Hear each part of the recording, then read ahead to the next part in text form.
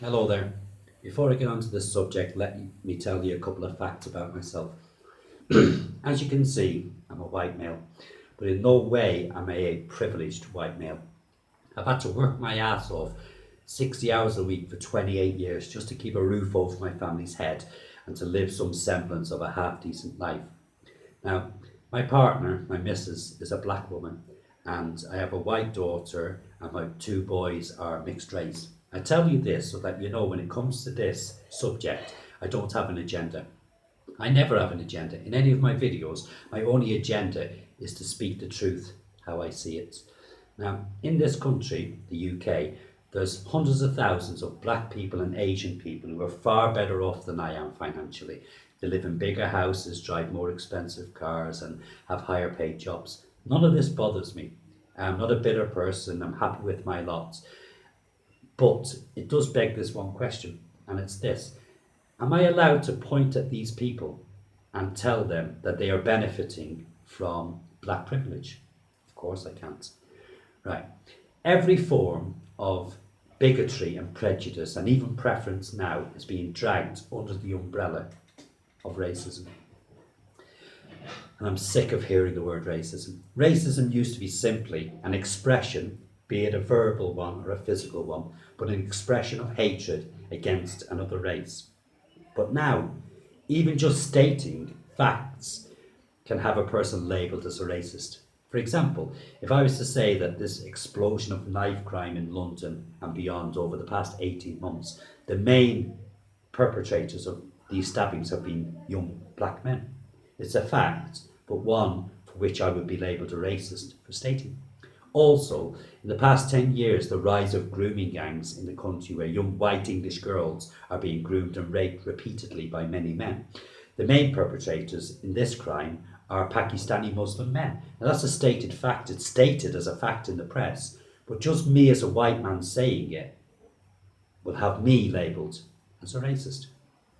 But the rapists haven't been labelled as carrying out racially motivated crime against white girls. They've simply just been labelled racists. Right. There's certain attitudes that have prevailed and been here since the beginning of time. There's always been on this planet tribalism. There's always been xenophobia. There's always been ethnocentrism. And there's always been racial bigotry. Now, all these things are grounded in the form of racism. Okay?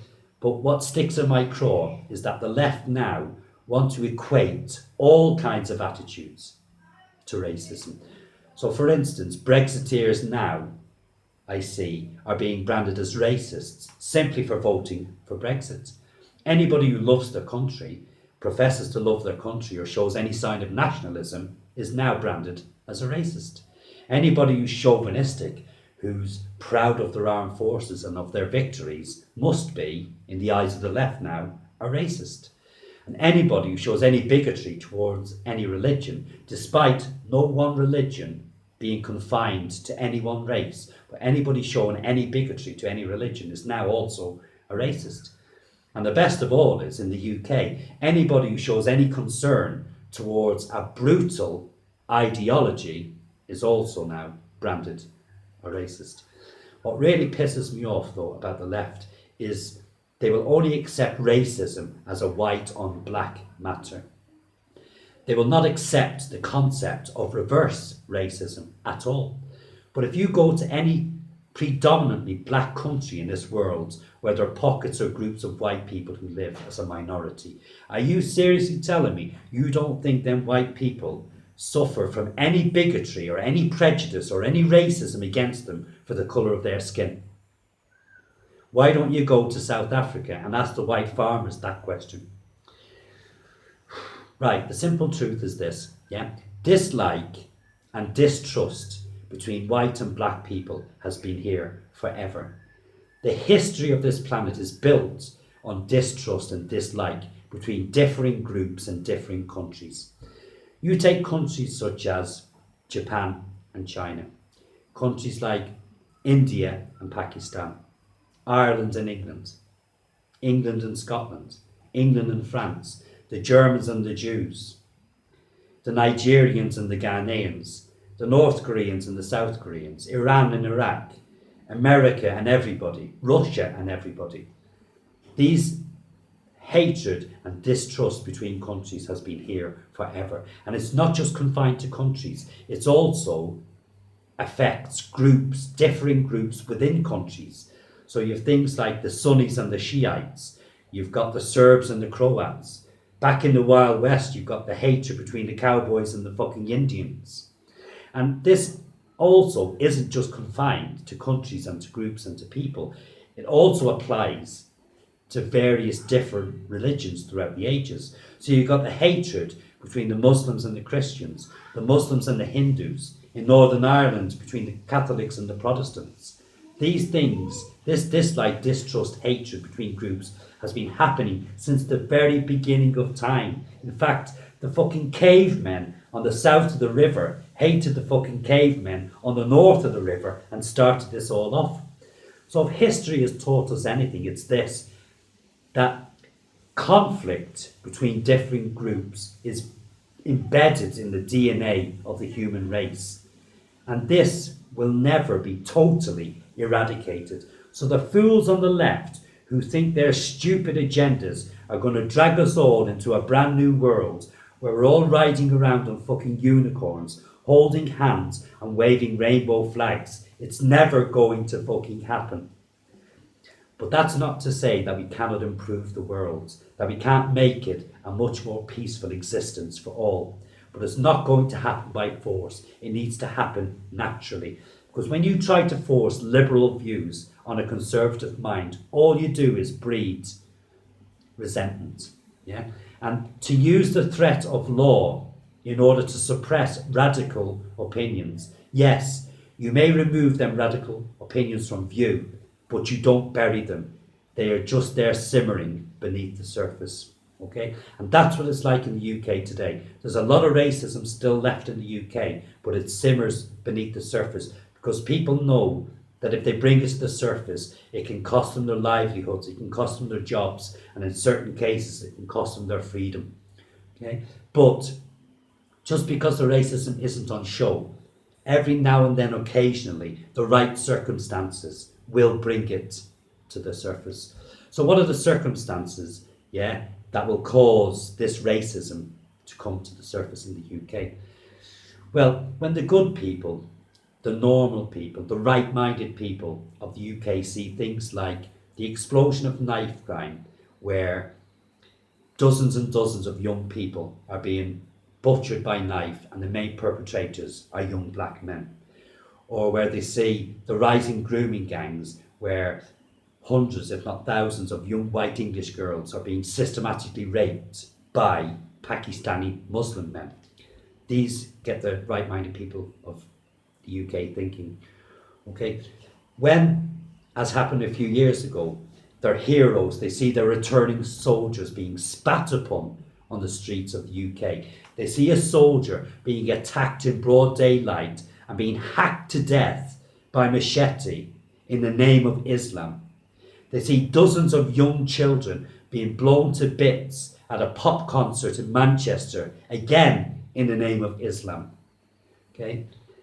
Over the past few years, they've seen thousands of fighting-aged Muslim and Asian men landing on their shores on the pretense, many of being children, and on the pretense of fleeing war-torn countries and fleeing persecution. And then seeing them same thousands of young fighting-aged men who come from a culture and from countries that completely conflict with the ideals of the UK. See these men walking aimlessly around the streets every day.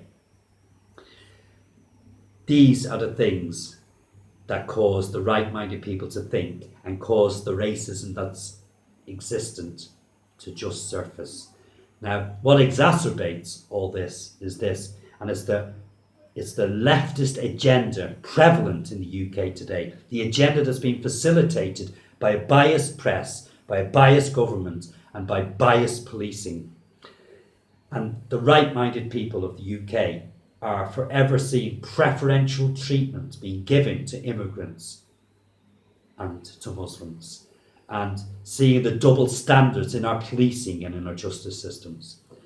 because at the moment there's a massive clampdown in this country on anybody who's considered right-wing or anybody expressing right-wing views, while the same authorities clamping down on the right are tiptoeing around the left, tiptoeing around the LGBTQ society, tiptoeing around the black communities, tiptoeing especially around Muslims.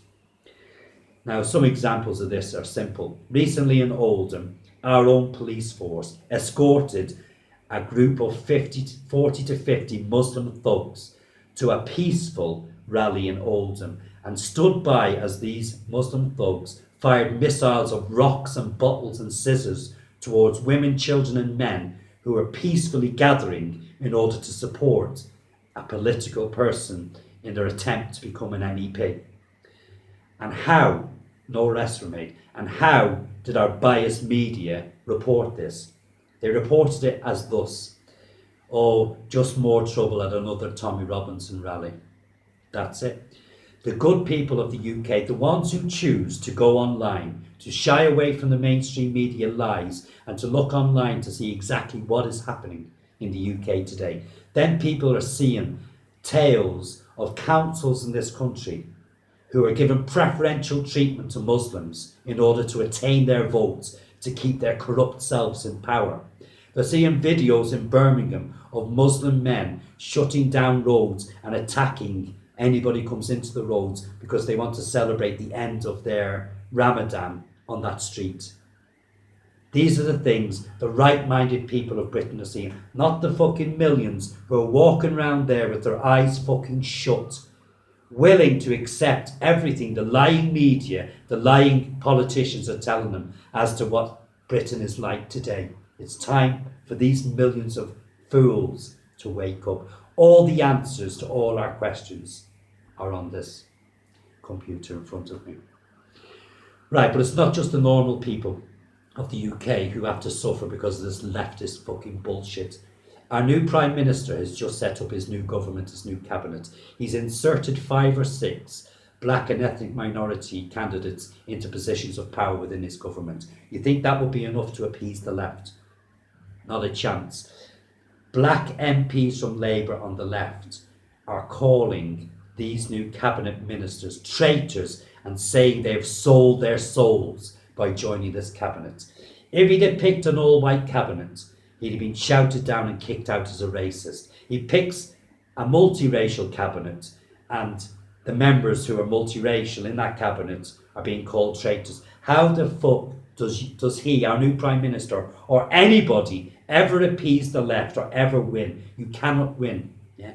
And the cherry on this rotten cake that the left are cooking that's going to poison this country, the cherry on top is this: there are people out there earning a good living from inventing religion, from creating religion and offence. One example is a guy called Troy Townsend. He's one of the leaders of the Kick It Out campaign in football, to kick racism out of football. He's the same guy who practically accused Brighton Football Club of racism for sacking Chris Hughton, a black manager who'd lost 23 out of 24 football matches. Troy, in this country, in football in this country, if the manager's shit at his job, he loses his job, whether he's white, black, brown, yellow or fucking pink. This Troy Townsend was on radio 3 stations last week. On one of the stations, he was talking to an ex-Premier League chairman of 10 years with lots of experience. The chairman was trying to explain to this fool that the reason there aren't more black and ethnic minority people in the boardrooms of Premiership clubs is because they don't apply for the jobs. If you don't apply for a job, we can't give you the fucking job. But this guy, this wanker, this Troy Townsend, only wants to justify whatever money he's making out of this scam and justify it by trying to enforce the idea that Premiership clubs are institutionally racist. In this country, football clubs in this country have made thousands and thousands of young black men multi-millionaires beyond their dreams. How fucking dare this wanker try to say the football clubs in this country are institutionally racist? How dare he? I hope and pray that my hard-earned taxes don't go anywhere near towards supplementing this fucking wanker's living and others like him. And believe me, there's fucking thousands of them living off this fucking scam. Right, listen, by and large, the good people of the UK have got no problem at all accepting diversity, as long as with diversity comes a high level of integration, okay? But what they don't and won't accept is what's causing the divisions and causing the fueling and the impression of the UK being a racist country. And what's causing this is quite simply the poisonous left. The poisonous left and the society that they're creating, a society where everybody on the right gets vilified, everybody on the left gets unchecked, gets a free pass. Now, a perfect example of this is when you've got a protest on the right and a counter-protest. The actions and the attitude of the government, the media and the police towards the right is disgusting, as opposed to their indifference and unreporting of such horrific, fucking horrendous outfits on the left, like Antifa, with all the fucking idiots with the scarf-covered faces screaming obscenities, and Hope Not Hate with their fucking peddling in hatred and causing mischief. So the thing is, in this country, the balance needs to be redressed.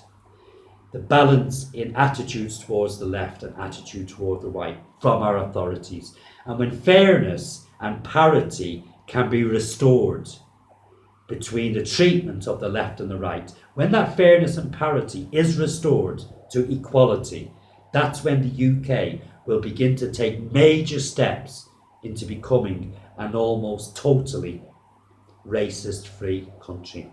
So our government, our authorities, our police, our media, the answers lie with you. And also, the answers lie in a change of attitude from the left. Don't think it'll ever happen, do you?